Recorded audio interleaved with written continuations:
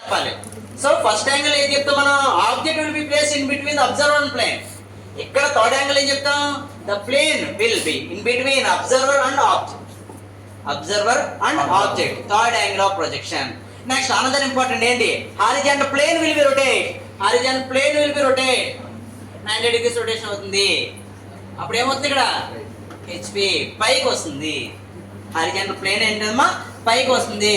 So horizontal plane ఎలా వస్తుందమ్మా, పైకి. ఇదేనా థర్డ్ యాంగిల్.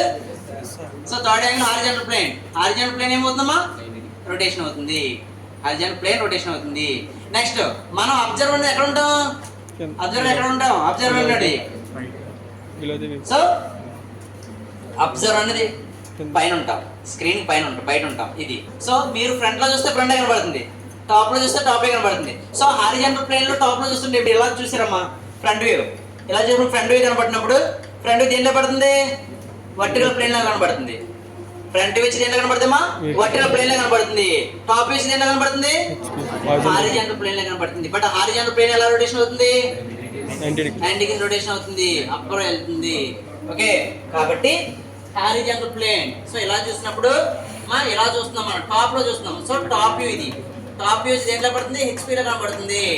ఇదే ఫ్రంట్ వ్యూ. ఈ ఫ్రంట్ వ్యూ చూసినప్పుడు ఫ్రంట్ వ్యూ వచ్చి దేంట్లో కనబడుతుంది, ఇక్కడ కనబడుతుంది. సో ఫ్రంట్ వ్యూ ఎక్కడ కనబడుతుంది, బీపీలో కనబడుతుంది. ఇది ఫ్రంట్ వ్యూ అవుతుంది.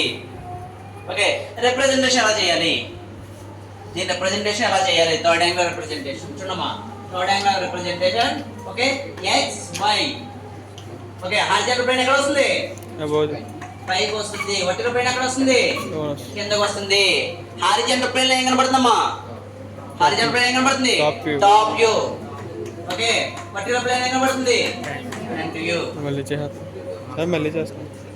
హనుమాన్ సార్.